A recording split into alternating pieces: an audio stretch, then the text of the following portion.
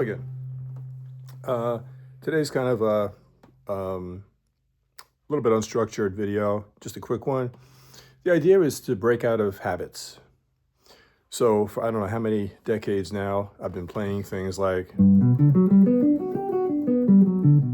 just when you're trying to warm up, you just sat down, you just took the guitar out of the case. Probably done it 43 million times over the decades. But the idea here is just a simple one, is just take something that you've done and do it differently. So you could do the same thing on one string or on the first string. Of course, it's a G major 7 arpeggio. The notes are G, B, D, and F sharp. If we take the G, B, D, and F sharp and try to throw a harmony note underneath, this is something I just did today. Nothing that exciting, but it's breaking me out of my ingrained concrete cement habits. Now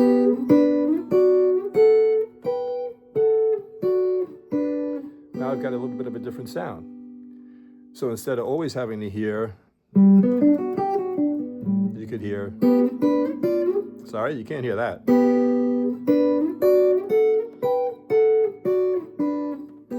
So it's sixths. And again, the first string is carrying the arpeggio, G, B, D, F sharp. On the third string, we have an empty string in between, the second string there. We've got the G and the B. And now we come up to this. I've got my B on top, I've got my D on the bottom. I've got my D on top, I've got my F sharp on the bottom. I've got my F sharp on the first string, I've got my A, not my A. Let me try it again.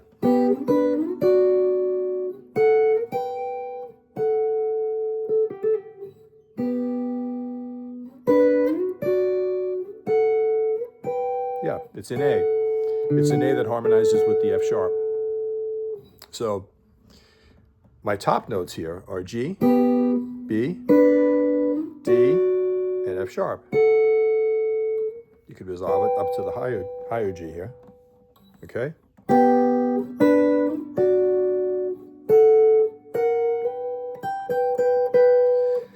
If I tell you what the lower note is on the third string, it's going to be B, D,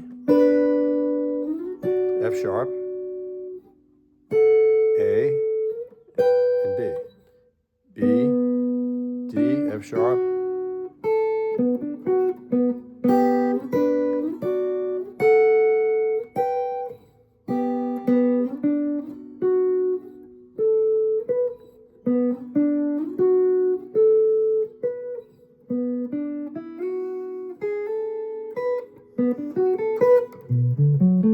so what it is you're actually playing a G major 7 arpeggio on the first string, and you're playing a B minor 7 arpeggio on the third string. So that's another interesting thing. In the course of trying to harmonize the G major 7 arpeggio on top, you're actually finding another arpeggio on the third string.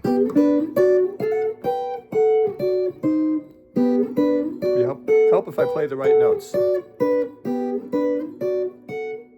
So you can memorize it by looking at the shape. You've got this, which is fingers 1 and 2. Then you've got the kind of same fret for both.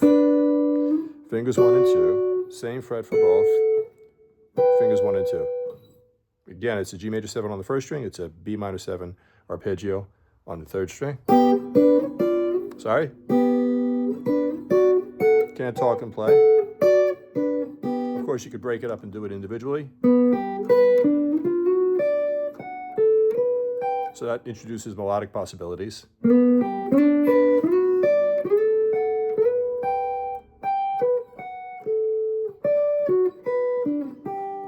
Now, if we go down to the sixth string, because we saw also you could do the G, B, D, F sharp on the sixth string, as well as the first string. Now let's just grab something that's there. Let's just grab the sixth above the G. Okay, let me see if I can remember how to do this. Just learned it today.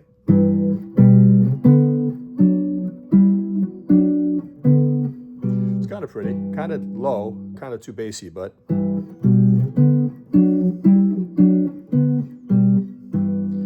what I'm doing again is the sixth string is playing G, B, D, F sharp.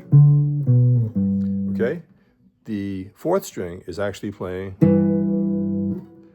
E, G, B. So it's E, G, B, D. So it's an E minor 7 arpeggio. I find it kind of interesting. If you harmonize the first string G major 7 arpeggio, you wind up with a, what did we say? We said a B, B minor 7. If you harmonize above the G major 7 arpeggio here with using the fourth string, you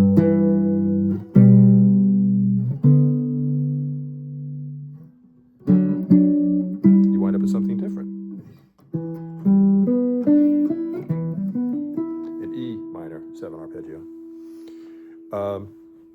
The idea that I used in the beginning is if you take anything that happens to be laying around, so to speak, a melody that you've known forever, a lick, one of your favorite licks that you've learned, you made it up, or you learned it off of another musician, something that's just, you have it automatically. So for me, the one that I did in the beginning is just, it's the melody to Duke Ellington's Don't Get Around Much Anymore. It's E, D, C, G, F, E. Walk up with C, D minor, D sharp minor, E minor. Repeat the melody again. E, D, C, G, F, E. C7 dramatically down to A7. G, F, E, D, C. C, C, A. E chromatically up to G, C, D sharp, E, C. So what you can do is you can take something like that you're kind of used to,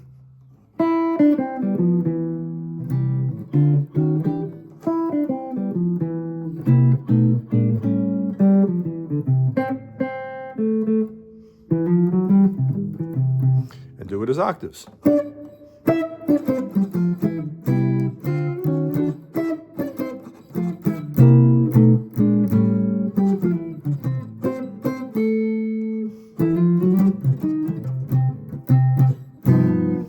Okay, so the idea is to break out of mindless kind of zombie habit and just do something else.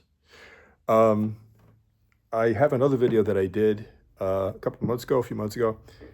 I called it A Cruise Through Blues You Can Use, and it's just 20 of my favorite blues licks, Charlie Parker, Charlie Christian, Eric Clapton, B.B. King, all that kind of thing. And one of the licks on there, I'm going to take that lick, which I've grown to like, and it's obviously a Charlie Christian lick to anybody who's heard Charlie Christian, but if you take it and do it a little differently, you can get creative with it. So if you picture an A7,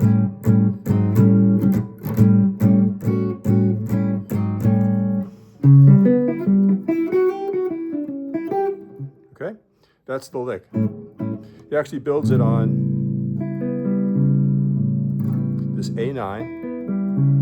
So that's, for those of you who may not know, that's an A9, and it's awkward, but if you grab that A on the bottom, you can hear it.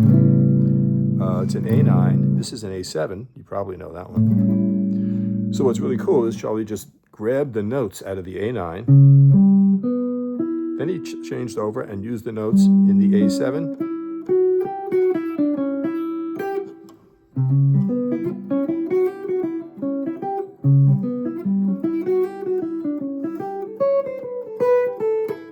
Okay, so we're going to try to take that. It's difficult, and that's another thing. It's a good workout for your octaves. If you take something that's a little bit challenging and try to slowly but surely figure out the octave version.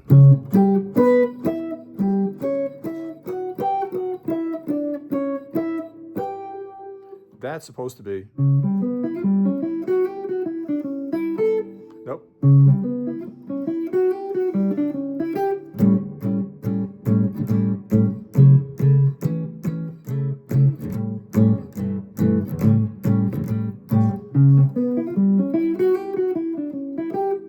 Okay, and again, here's the octave version. So as you probably know, when you're playing an octave on strings 6 and 4, it's this shape with the dead fifth string in between. I'm using a pick. The thumb sometimes sounds better. It sounds a little less scratchy and it sounds better, more like Wes Montgomery, but I don't have that much accuracy with the thumb, and also I have the action very low on this guitar, so I don't want to be having plopping, snapping sounds along the way. So I use the pick. It seems to work a little better for me. But yeah, what was I going to say? Yeah, so we had the, yeah, so we're talking about the strings 6 and 4. You've got this shape. Strings 5 and 3, you have that shape, the same shape. But when we move to strings 4 and 2, there's 2 empty boxes in between. And likewise with strings 3. So if you just went across the strings doing octaves, it would be 1 empty box in between the 2 fingers, 1 empty box, 2 empty boxes. So if you did something like a G major scale,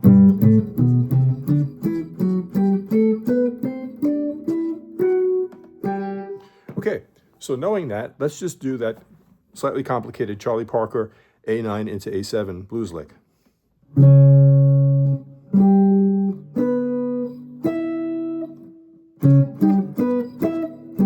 Okay, so when I slow it down, I can't do it. See? I need to work more on my octaves.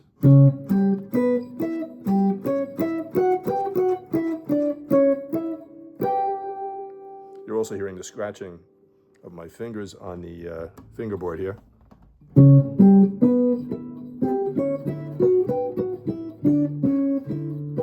So I'll take it slowly.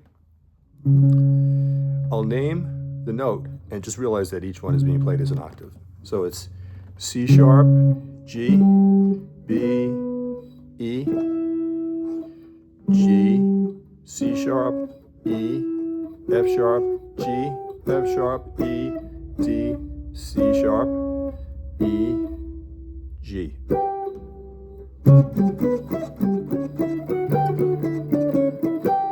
Granted, it's hard.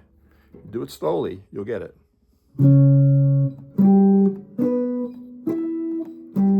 See, I keep going, when I have to go back down, I get discombobulated. And I didn't even realize I was combobulated in the first place. But anyway, it's... Why can't I get that? I have to remember to come back to this G. So I got to come back to the G now, remind me.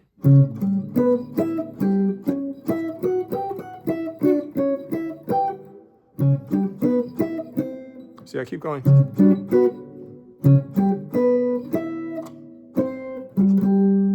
This is how not to do it. This is a video about how not to do octaves.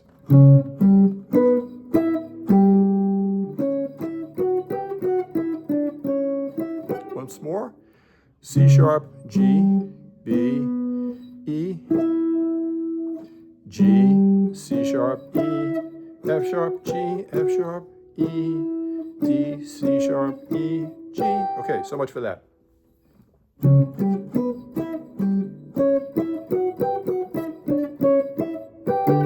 Charlie Parker, my apologies, you have them. But yeah, so that's octaves. That's octaves. You could also do things where you're playing the sixth, as we did before, the arpeggio.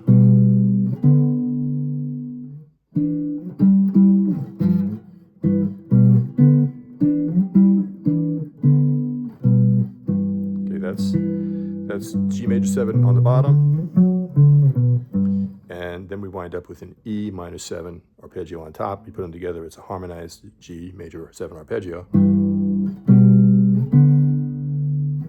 That's it. Okay, I think I did something else before, but it actually sounded pretty good. And what this is, I'm playing the 6th string and the 4th string. It's G and E,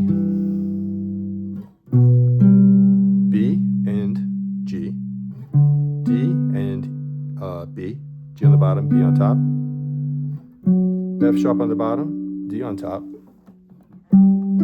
G on the bottom, E on top.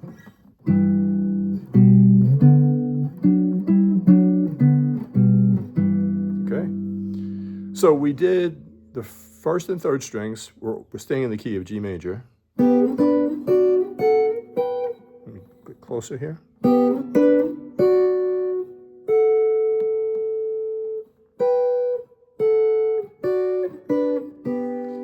Okay, we can now do the 2nd and 4th strings, Granted, we're not going to be starting on G, but it's still in the key of G major.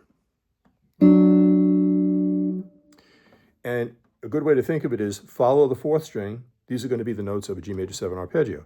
This one just happens to start on the 7th, on the F sharp. F sharp, G. Yeah. So F sharp, G, B, D, F sharp, G. I keep hitting the last one incorrectly. Let me try it again.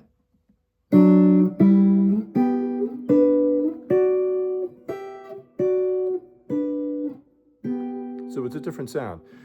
We're starting with F sharp on the fourth string, still in the key of G, D on the second string. So we're going to be on the fourth and second strings. We've got F sharp and D, G and E, B and G, D and B, F sharp and D. Now, at the end, to throw that in, I'm playing the third and first strings, which is the G and E. Sorry.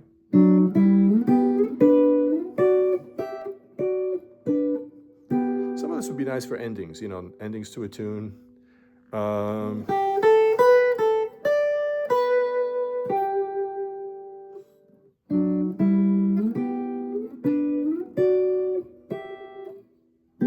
Something like that. So anything you have. There's another thing. Many years ago, I had to play the song Hello by Lionel Richie, which I never really liked, but I loved the guitar solo. It was done by Louis Shelton.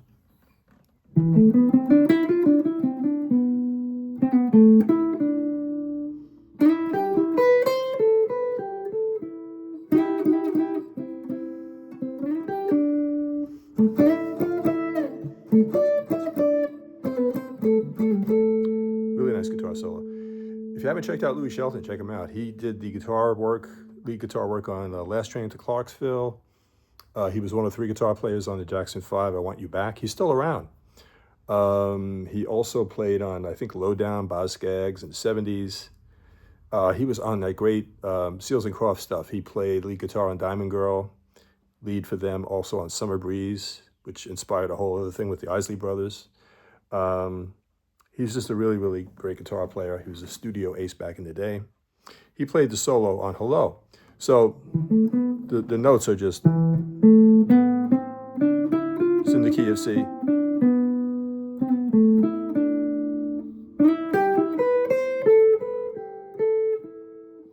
Now we have a little double stop. This is happening on the third and second strings, all the way. Back to single notes. Now he does a nice little octave thing. And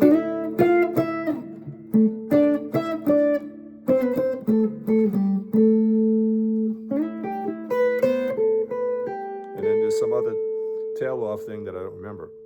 But since I have this kind of memorized for a long time, this one's not as challenging, but I just said, let me try it as octaves. And then I come to a point where I run out of fretboard. And I'm just going to do the first few notes.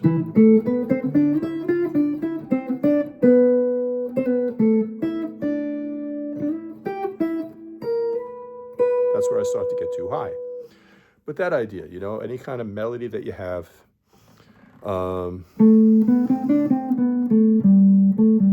beautiful song called You Are Too Beautiful.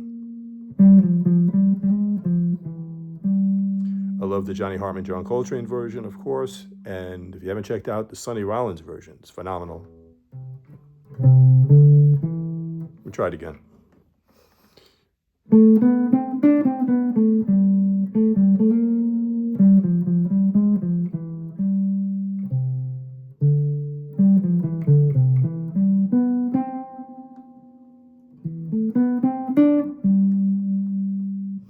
So, the same idea.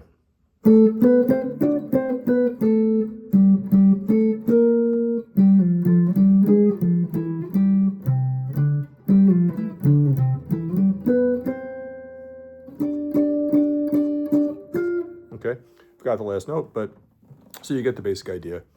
The The other thing is you can take an arpeggio and you can try to play it differently than you're used to playing it. So let's just stay with G major. G major arpeggio, forever I've been doing as I did in the beginning here, which I'm sure you've done. You could also do G, B, D, F sharp, G, B, D, F sharp. You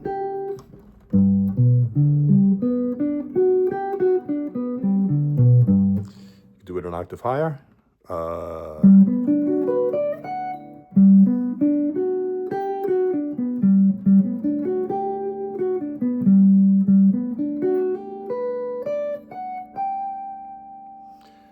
Another idea is to do it so it's kind of moving along the length of the fingerboard instead of across the width of the fingerboard. You could do G, B, D, F, G, B, D, F, G, B, D, F.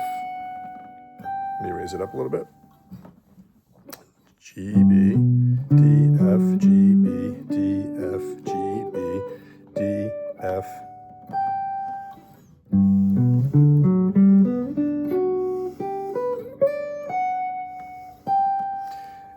Another thing I use a lot is just play 2 notes on each string, descending, for a G major 7 arpeggio. Again, it's G, F sharp, D, B, G, F sharp, D, B, G, F sharp, D, B.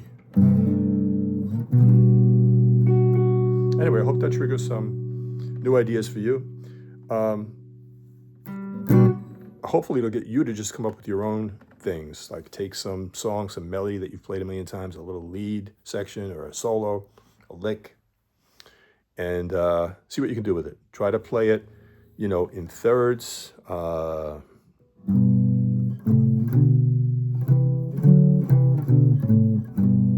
You could try to play it in sixth. You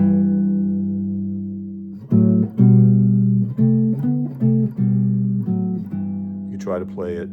This is something I was messing around with. It sounds weird, but I was trying to do major 7s. So I'm trying to play, like, the idea is to try to play a G major scale, the bottom note being the notes in the scale, the top note being major 7th above each of the scale tones. Let me try it. What did I do earlier? I think I was doing the arpeggio.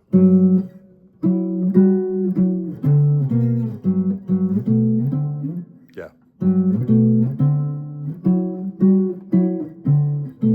Some of the stuff you're going to come up with is going to sound weird, and you can pick and choose what you want to actually use when you're soloing or writing songs or making up melodies. This is a 7th above each, so it's G, B, D, F sharp, and on the other string, let's see what we have. We have F sharp.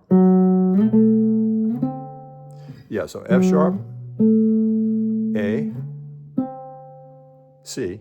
So it's F sharp, A, C, E. F sharp, A, C, E. F sharp, A, C, E. It's an F sharp minor 7, 5, 5. So now I know that if I play on the 6th string a G major 7 arpeggio, and I harmonize each of the chord notes with the 7th above it,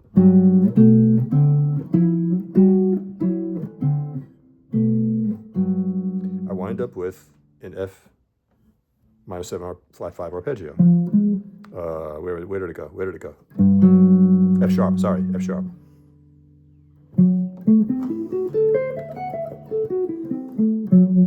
You could take something like an A harmonic minor scale.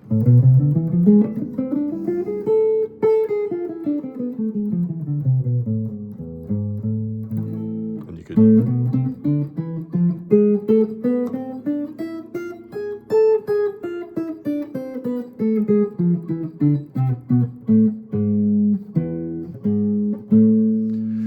take something like the chords in the key of A harmonic minor.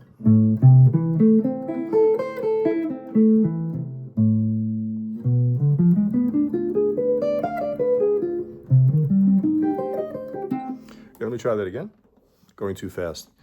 So in A harmonic minor, if we think mainly of triads, we've got A minor. Then we've got B diminished. we've got C augmented. Okay? Close notes. It's a little hard to follow, but it's C, E, G sharp, C, E, G sharp, C, E. Then you've got D minor. Then you've got really, I guess, E major with triads, but I like the 7 so much more that I do that. And then F major 7. I'm violating it there too. And then G, diminished. Anyway, hope that helps. Hope it sparks some ideas in you. If you haven't subscribed to my channel, please do so. A ton of videos on there, a few hundred videos. A lot of it solo guitar, chord melody arrangements, some ideas on improvising, a little bit on theory. Throw me a like if you found this amusing or useful in any way. Otherwise, keep playing, keep the music going, try to keep it fresh, try to break out of old habits. All right. Have fun, keep the music going, and have a great day.